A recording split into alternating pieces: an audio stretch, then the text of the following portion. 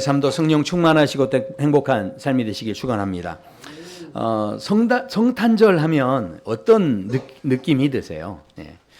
저는 어렸을 때부터 이렇게 성탄절 하면 교회에서 늘 성탄절 행사도 하고 했기 때문에 참 성탄절 생각하면 선물도 주고받고 발표회도 하고 또 심지어 이제 청년 때까지도 계속 새벽송을 이렇게 많이 돌았습니다. 그래서 많은 가정들 이렇게 돌아보고 하면서 그 거리에 눈이 소복이 쌓여 있는데 새벽송을 돌 때는요 너무 좋더라고요.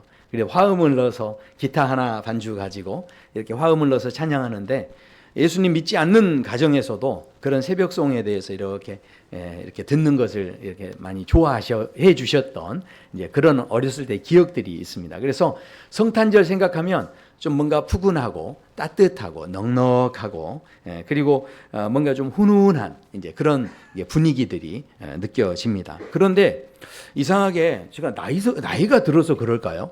요즘에는 그런 게 안 느껴지더라고요. 근데 이게 나이 때문만이 아닌 걸 제가 알았습니다. 왜냐하면 예전에는요 어디를 가나 시내 곳곳에서 이 캐롤송이 계속 들려왔는데 지금은 이제 더 이상 캐롤송을 저희가 이게 들을 수가 없습니다. 자, 왜냐하면 이 저작권 문제로 인해 가지고 이 상점에서 더 이상 이 캐롤을 틀지 못하도록 그렇게 이제 규제가 되어진 거죠. 그래서 일부 상점에서는 저작권 지불하고 난 틀겠다 하면서 이제 문제를 해결했지만 그런데 또 무슨 문제가 생겼냐면 이번에는요 소음 규제 문제를 가지고 이제 더 이상 그 소리를 이렇게 밖으로 틀면 신고가 들어오기 때문에 이제 더 이상 틀지 못하는, 그러니까 지금 이 상황이요 참 각박해진, 더 이상 그런 어떤 따뜻한 마음을 나누기가 참 어려운 그런 그 시간들이 되어지고 있다라는 거죠.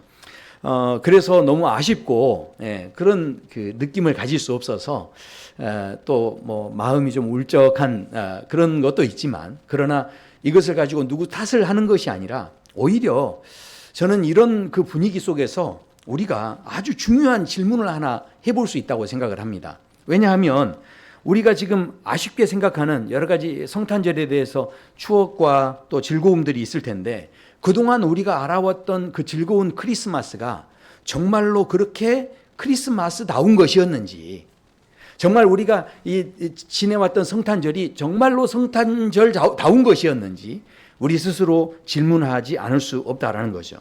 왜냐하면 어쩌면 그동안 저도 이렇게 섭섭한 마음들이 있는데 그렇게 느꼈다는 것은 결국 내가 뭔가 원하는 성탄절이 있었다는 이야기죠. 내가 뭔가 바라보는 성탄절이 있었다는 이야기죠. 그런데 생각해 보십시오. 실은 이 성탄절이라고 하는 것 자체가 어떤 의미에서는 이게 사람의 입장에서의 문제가 아니라 하나님 입장에서 봤을 때 또 성탄절이 있다는 거죠. 우리 관점에서 보는 성탄절이 있고 하나님 입장에서 바라보는 성탄절. 자, 우리 입장에서야 너무 즐겁고 행복하지만 그러나 하나님 입장에서 성탄절은 어땠을까요? 그것은 바로 예수님을 이 땅 가운데 보내시면서 많은 사람들이 그 예수님을 수치스럽게 만드는 그런 자리에 보내셔야 되는 그런 상황이었다는 거죠. 예수님을 이 땅에 보내실 때 예수님이 여러 가지 모독을 당하셔야 됐고 또 예수님이 부끄러움을 감수해야 되는 어떤 그런 상황의 자리 속으로 하나님께서는 지금 예수님을 보내시는 그런 상황이었다는 겁니다. 그러니까 하나님 입장에서는 이 성탄절 자체가 막 그렇게 유쾌하고 즐겁고 막 이런 건 아니지 않았을까 하는 생각을 해보게 됩니다. 그런데 성경을 보면 실제로 그 성탄절이 있던 그 밤에 성탄절이 있었던 그 사건 속에 그 상황들을 보면 우리가 생각했던 성탄절의 분위기는 아니었다는 겁니다. 물론 오늘 그 본문의 내용에 보면 동방박사들이 등장을 합니다. 그러면서 예수님의 탄생을 이렇게 기뻐하며 경배하기 위해서 동방박사들이 길을 떠났고 그렇게 이제 예루살렘을 향해 갔다라고 하니까 정말 이제 어떤 행복한 일이 일어날 것 같았는데, 자, 그런데 동방박사들이 찾아와서 했던 질문 하나가 있는데요. 이 질문 때문에 예루살렘이 발칵 뒤집힙니다. 자, 오늘 읽었던 말씀 보면 동방박사들이 이렇게 이제 질문을 합니다. 유대인의 왕으로 나신 이가 어디 계시냐? 왕으로 나신 이가 어디 계시냐? 이 한마디의 질문이요, 이 헤롯 왕과 온 예루살렘에게 있어서 굉장한 충격이었다라는 것이죠. 그러니까 이 한마디 질문을 통해서 반응이 어떻게 나타났냐 하면 3절에서 이렇게 말씀합니다. 헤롯 왕과 온 예루살렘이 듣고 소동했다는 거예요. 이것을 우리말 성경에서 보면 이렇게 말씀합니다. 헤롯 왕은 이 말을 듣고 심기가 불편했습니다. 예루살렘도 온통 떠들썩했습니다. 그러니까 이 질문을 받고서 마음이 편하지 않았다는 거예요. 불편했다는 겁니다. 영어 성경에서도 he was disturbed라고 돼 있어요. 그러니까 이 터버드라는 단어 자체가 어떤 의미냐면 이 일에 대해서 굉장히 충격적이고, 그러니까 이 정신적으로 어떤 장애가 느껴질 수 있는 트라우마처럼 아주 큰 충격이 되어졌다는 거죠. 그리고 대단히 불편하고 그리고 매우 불안해하는 어떤 그런 그 감정들이 지금 예루살렘 그 가운데 있었다는 겁니다. 그러니까 우리가 지금 느끼는 성탄절의 분위기하고는 완전히 다른 그런 모습인데, 이 사람들이 감정적으로만 이 어떤 소동하고 이런 불안함을 느끼고 아주 불쾌해하고 하는 이런 일이 있는 게 아니고요. 이것은 어디까지 진행이 돼 버리냐면, 이 헤롯 왕이 여기에 대해서 이렇게까지 일을 끝내지 않고 이제 연결을 시킵니다. 16절에 보면 사건이 이렇게까지 이어집니다. 이 헤롯이 박사들에게 속은 줄 알고 심히 노하여 사람을 보내어 베들레헴과 그 모든 지경 안에 있는 산의 아이를 박사들에게 자세히 알아본 그때를 기준하여 2살부터 그 아래로 다 죽이니, 그렇게 말씀합니다. 그러니까 헤롯이 동방 박사들이 예수님을 만나고 돌아갔는데, 그런데 예수님을 찾을 수가 없는 거예요. 그래서 예수님을 찾을 수가 없어서 그때를 기준해서 2살 아래에 있는 모든 아이들을 다 죽이는 너무 비참한 참극이 일어나 버렸다는 겁니다. 성탄절에 우리가 생각하는 그런 분위기가 지금 전혀 아니었던 거예요. 그러니까 그 아이들이 죽었을 때 예루살렘에 있는 모든 가정들의 그 어머니들이 무슨 일이 일어났겠습니까? 울부짖으면서 통곡하면서 막 괴성을 지르면서 그렇게 아마 그 울음소리가 아마 넘쳐나는 어떤 그 도시의 분위기였다라는 것이죠. 그러니까 늘 우리가 상상하면서 기대하면서 바라보는 성탄절과는 실제로 성탄절이 있었던 밤에는 어떤 일이 있었는가, 우리의 생각과는 전혀 다른 차원의 어떤 모습들이 이 성탄절에 있었다라는 것이죠. 자, 그렇다면 하나님께서는 도대체 왜 동방 박사들을 지금 예루살렘으로 인도하셔서 이 동방 박사가 예수님을 경배하게 했겠는가 하는 것입니다. 예수님의 탄생에 대해서 주변 사람들만 그냥 축하해도 됐을 텐데, 굳이 먼 지역에 있는 이방인들까지 부르셔서 이 동방 박사를 통해서 이렇게 경배하는 이 과정들을 이끄시고 인도하셨던 이유가 무엇이었는가? 결국은 하나님의 마음은 그저 그 박사들이 예수님을 경배하게 하는 것만이 목적이 아니라, 하나님께서 그것을 통해서 뭔가 의도하고 계시는 것이 있었음을 우리는 알 수 있다는 거죠. 자, 그러면 그것이 무엇인가 하는 겁니다. 자, 그것은 바로 이 땅에 있는 모든 감추어진 악함을 드러내기 위하셔서 그렇게 하셨다라는 것입니다. 사실 이 사건이 일어나기 이전에 헤롯 왕도 예루살렘에 있는 사람들도 소동할 필요가 전혀 없었습니다. 헤롯과 예루살렘 사람들은 그냥 그동안 자신이 살아왔던 방식대로 그냥 평범하게 그냥 아무 문제 없이 실은 살아가도 됐습니다. 자, 그런데 동방 박사가 와서 갑자기 질문을 한 거죠. 뭐라고 질문합니까? 왕으로 나신 이가 어디 계시냐? 이 질문 한마디 때문에 헤롯의 마음속에 시기와 질투심이 생겨지고 어떻게든 내가 내 자리를 지켜야 되겠다라고 하는 그런 아주 강한 집착이 생겨지면서, 그러면서 사람의 마음속에 이게 한없이 악한 모습이 나올 수밖에 없는, 그러니까 그 전에는 헤롯에게서 그런 모습이 전혀 보이지 않았죠. 아주 그냥 평범한 왕의 모습이었습니다. 그런데 이 사건을 통해서 결국은 무슨 일이 일어나는 겁니까?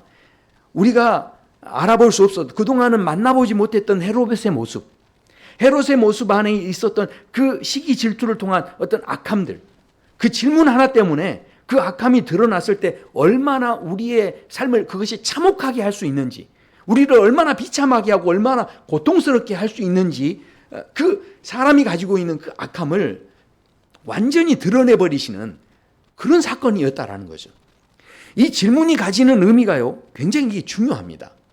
자, 우리는 대부분 성경 읽으면서 예를 들어 그 밧세바를 범했던 다윗을 이렇게 보면, 아이고 다윗이 그렇게 여자의 유혹에 넘어가서 그걸 못 참고 넘어가서 이렇게 한다, 우리는 이렇게 쉽게 생각할지 모르지만, 그러나 만약에 한번 생각해 보십시오. 여기 계신 모든 남성분들에게 정말 지혜롭고 돈 많고 막 절세 미인인 여자분이 다가오셔가지고, 오빠 저는 오빠 같은 분과 만나서 사는 게 꿈이었어요.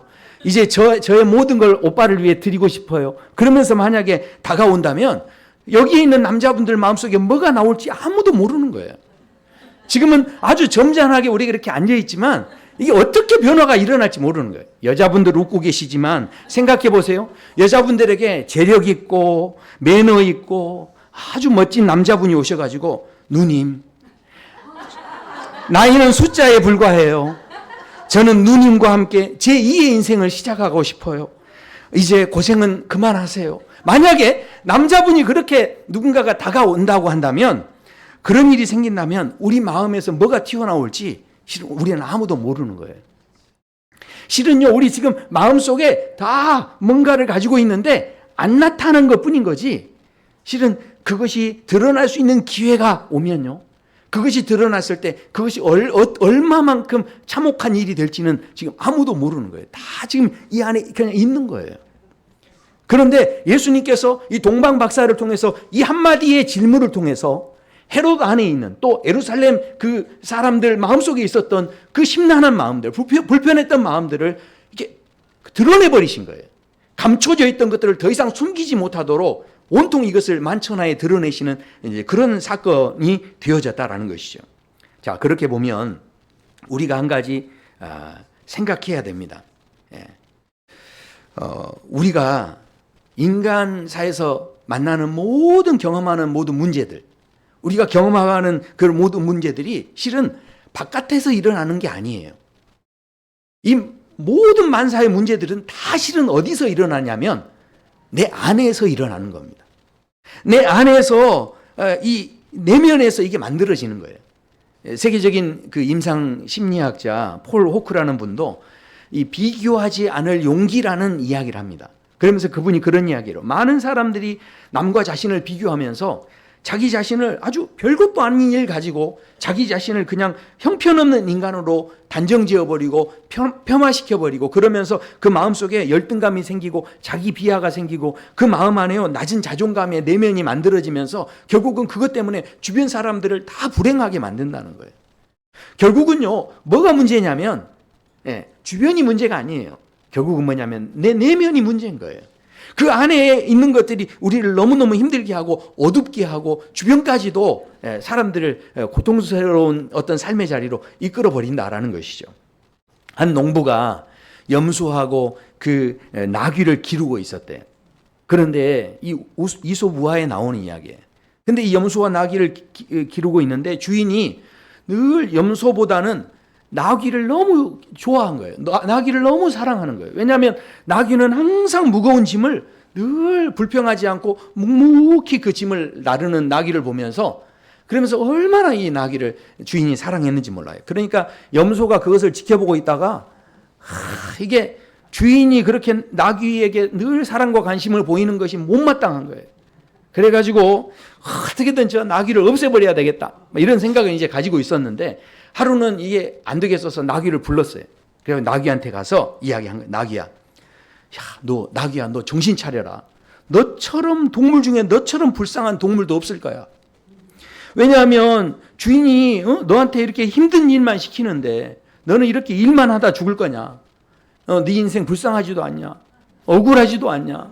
그러면서 이제 이야기를 하는 거예요. 그러면서 야, 이렇게 더 이상 살지 마라. 내가 너를 위해서 한 가지 방법을 알려줄게. 꼭 너한테만 알려주는 거야. 그러면서 이제 알려주는 거예요. 뭐라고 하냐면, 자, 짐을 싣고 개울가를 건널 때 그냥 자꾸 넘어져 봐. 그러면 주인이 네 몸이 이제 쇠약해진 줄 알고 다시는 힘든 일을 시키지 않을 거야. 이제 이렇게 이야기한 거죠. 자, 넘어지면 어떻게 하겠습니까?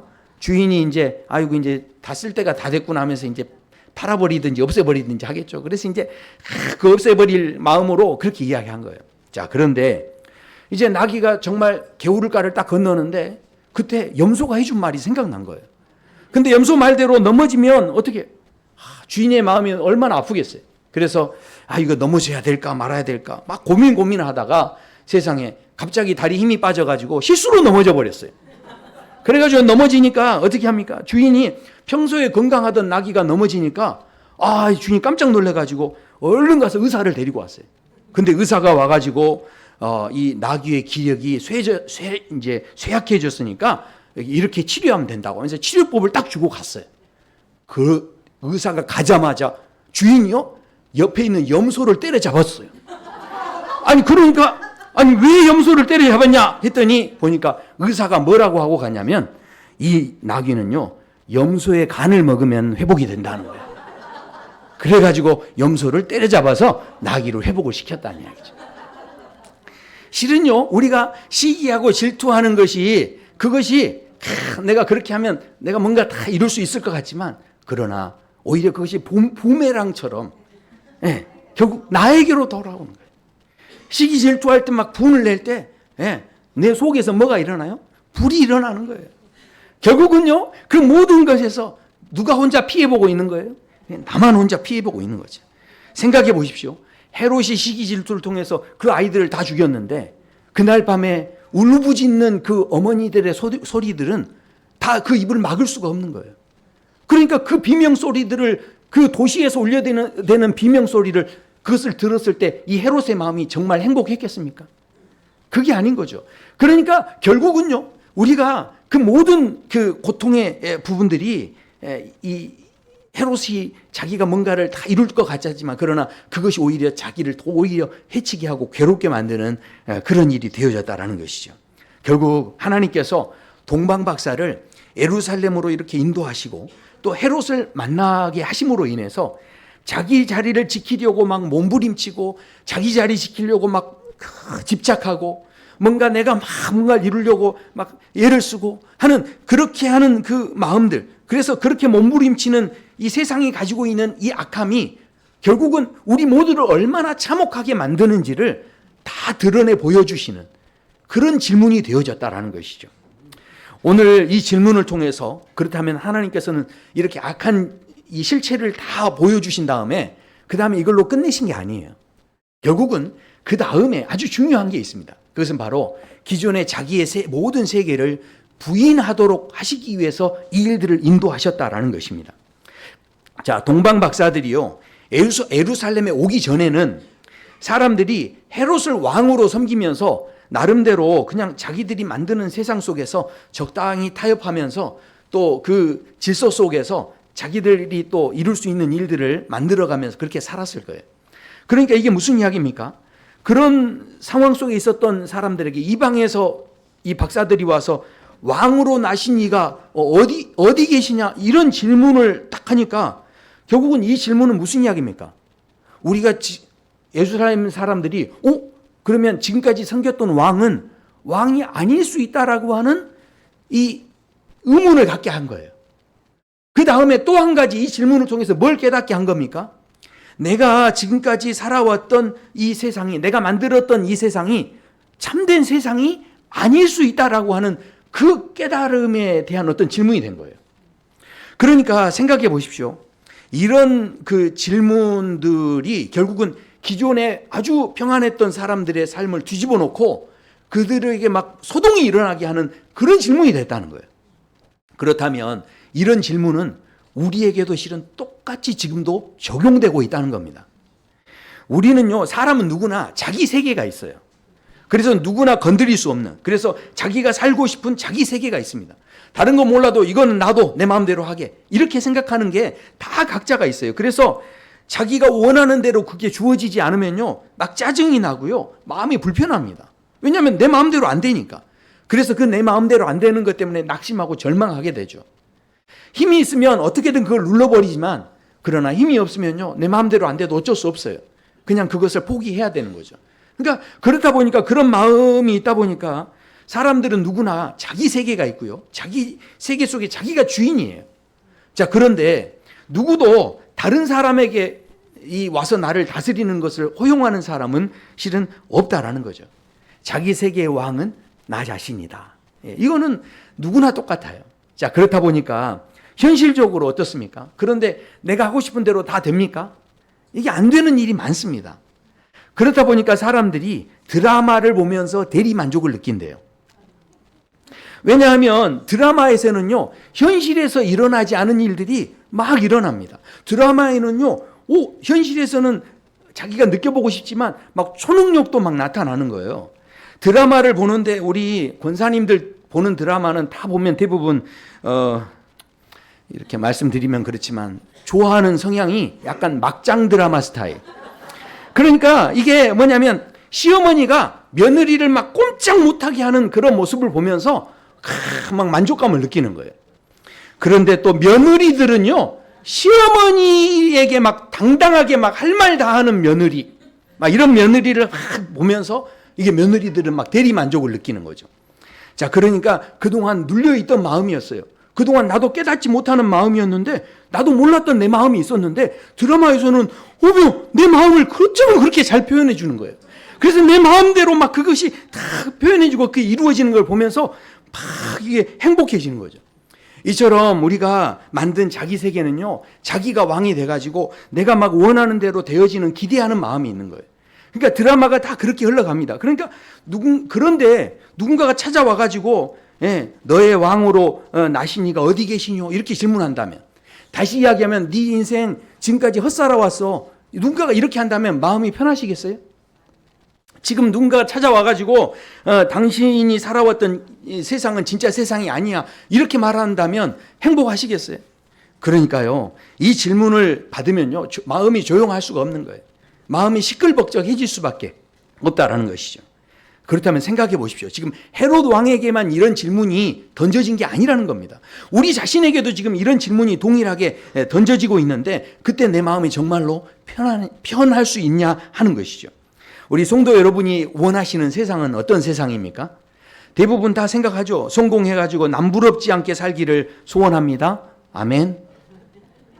그렇게 되길 축원합니다. 네. 제가 절대 속이려는 거 아니에요. 정말 진짜 그러길 원한다니까요. 네. 그리고 세상 사람들이 나를 알아주고 정말 내가 사랑받는, 내가 늘 존경받는, 그래서 그런 삶을 다 살기 원하시죠. 실은 이런 마음이 어디에서 표현됩니까? 막 드라마에서 막 이렇게 이루어지는 거예요. 근데 생각해 보십시오. 모든 드라마는요, 다 이게 아무리 만족스러워도요, 다 결국은 끝나게 돼 있어요. 그러니까 생각해 보십시오. 이게 다 드라마가 끝나는 것처럼 내가 이 땅에서 정말로 행복하게 존경받고 사랑받고 아무리 살았다 할지라도 우리가 죽으면 다 끝나듯이 드라마가 끝나면요, 이게 다 끝나는 거예요. 제가 아는 배우가 하나 있어요. 근데 드라마가 끝나니까요, 허무하더라고요. 이거 들어오는 것도 없고 그냥 방에만 처박혀서 살더라고요.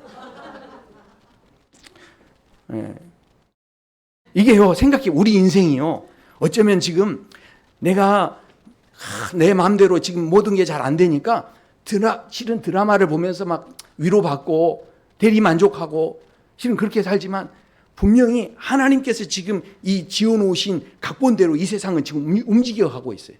하나님께서 써놓으신 드라마대로 가고 있는데, 그 드라마의 끝은요, 심판이 있다니까요. 그러니까 이제 그 모든 드라마가 끝나면 모든 심판으로 모든 게 이제 아무리 떵떵거리고 누리고 살았어도 이제 다 끝나는 게 이제 마지막 때가 있다라는 겁니다. 자, 그런데 그렇게 없어질 이 세상 가운데 너무 놀랍게도 하나님께서는 예수님을 왕으로 보내셨다는 거예요. 그러니까 이것은요, 예수님을 왕으로 보내셔서 예수님이 왕이 돼서 다스리는 세상은 끝나는 세상이 아니라는 겁니다. 없어지는 세상이 아니라는 거예요. 심판이 마지막이 아니라는 겁니다. 우리가 지금 이 세상에서 살아가고 만들어가는 자기 세계는 결국은 마지막에 심판이 있지만, 예수님이 왕이 되는 그 세상 속에는요, 영원한 세상, 생명이 되는 세상, 그러니까 그 놀라운 세상이 있음을 알려주시기 위해서 바로 예수님이 이 땅에 보내신 다음에 하나님께서 동방 박사들을 통해서 중요한 질문을 하시는 거예요. 너희에게 왕이 어디 있냐? 어디? 너희에게 진짜 왕이 어디 있냐? 아주 중요한 질문을 하셨다는 거예요. 우리 인생에 있어서요. 그래서 내가 만들었던 자기 세계를 내려놓고 내가 왕의 자리에서 내려오고 바로 예수님을 왕으로 모시고 산다는 것이 절대로 손해가 아니라는 거예요. 내가 붙잡고 만들어가는 세계는 끝이 있지만 그러나 예수님을 왕으로 모시고 사는 세계의 삶 속에는요. 영원함이 있다는 거예요. 망하지 않는 삶이 된다라는 거죠. 그래서 오늘 아주 중요한 질문을 던지시는데 생각해 보십시오. 우리는요. 내가 기존에 갖고 있는 그럼에도 불구하고 내가 뭔가를 막 이루어 가려고 하는 자기 세계가 있는데 그런데 너무 놀랍게도 실은 우리가 세워가는 모든 세계는 무너지고 결국은요. 하나님께서 세우시는 것은 절대로 안 무너지는 거예요. 옛날 평양에 냉면집이 하나 있었어요. 근데 그 냉면집의 종업원이 굉장히 고약한 종업원이에요. 근데 이 종업원이 보니까 주인이 항상 이렇게 성실하게 이렇게 할 일 다 하면서 이렇게 살아가는데 보니까 일이 잘 되는 거예요. 그러니까 잘 되니까 배가 아픈 거예요. 그래서 그 주인이 너무 미운 거예요. 네. 그래서 이 종업원이 이 주인이 너무 미운 마음이 드는데 어떻게든 이 주인을 망하게 하고 싶은데 방법이 없는 거예요. 그래서 이 종업원이 어떻게 했냐면 냉면이 나가는데 모르게 고기를 2점씩 딱 썰어가지고 거기다 딱 집어넣은 거예요. 이게 값은 싼데 재료비가 많아지면 어떻게 됩니까? 이제 결국에 망하겠잖아요. 그래가지고 고기를 2점씩 써서 딱 내놓은 거예요. 그러니까 세상에 손님들이 와가지고 냉면 먹다가 고기를 발견하고 먹는데 이게 너무 조화가 잘 되는 거예요. 그래서 너무 맛있다 하고 막 먹으면서 그 다음부터 대박이 난 거예요. 그래서 그 집이 그냥 막 부자가 된 거예요. 네. 그러니까 생각해 보십시오. 냉면집이 망하기는커녕 오히려 너무 잘 됐다는 거예요. 그러니까 이게 무슨 이야기입니까? 예, 세상에서요. 자기가 만드는 세계는 늘 불안하고 늘 누군가가 또 나를 무너뜨리지 않을까 걱정되고 근심하고 이렇게 되는 거지만 하나님이 세우시니까요. 예, 망하게 하려고 하는 것도 합력해서 선을 이루어 가지고 그때 그 평양 냉면집 이야기가 지금까지 와간 거예요.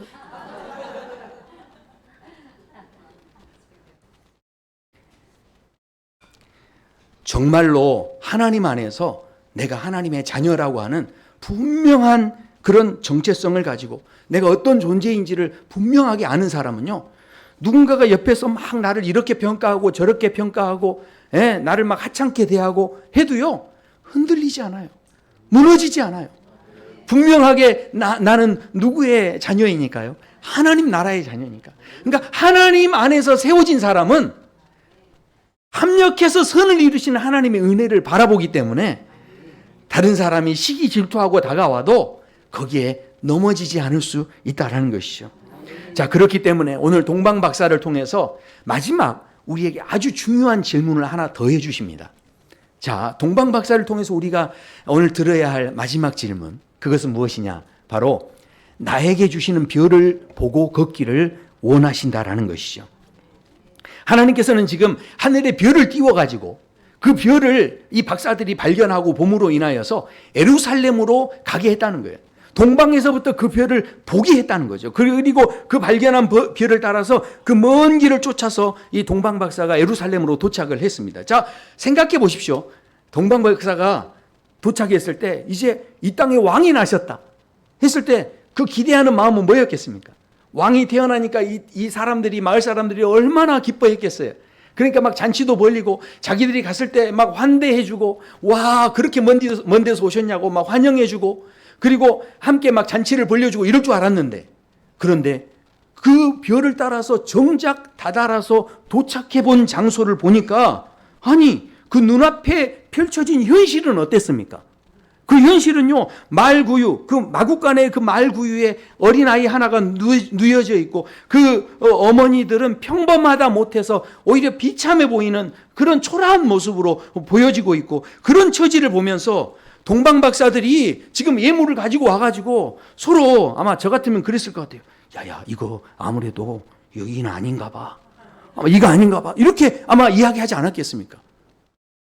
그러니까 생각해 보십시오. 실은 우리도요, 우리의 삶 속에서 우리가 지금 해년마다 실은 집사가 세워지고 또 우리가 권사님 세워지고 장로로 세워지고 셀장으로 세워지고 각자 우리가 지금 직분을 가지고 여러 가지 일들을 하지만 직분을 가지면 정말 대단한 일이 일어나야 되잖아요.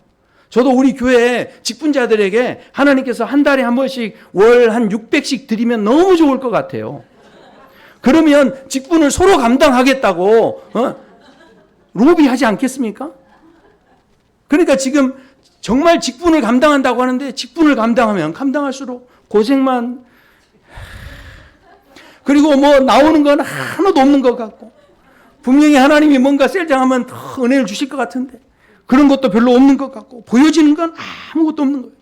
동방 박사가 지금 마치 이 예물을 가지고 경배했다라고 그러는데, 생각해 보십시오. 경배했는데 이렇게 멀리까지 왔는데 이렇게 초라한 모습을 보면서 내 경배는 하긴 하지만 이게 보배학까지 그냥 내놓을 수 있는 그런 어떤 상황은, 현실적인 상황은 실은 아니었다는 거죠. 아무튼 우리 성도님들은 저만 나쁜 사람 만드는 것 같아요. 보배합을 가지고요, 정말 막 그 왕의 잔치가 벌어지고 막 대단하고 막 환영하고 이런 데가 있으면 자기 예물을 딱 나 이런 거 가져왔어요 하고 이렇게 보이지만, 그렇게 초라한 곳에 그 보배합을 굳이 열어볼 필요가 있겠어요? 그냥 인사만 딱 하고 가면 되는 거지. 가져왔어도 안 내놓고 그냥 그런 마음이 안 들었겠냐는 거예요. 감사합니다.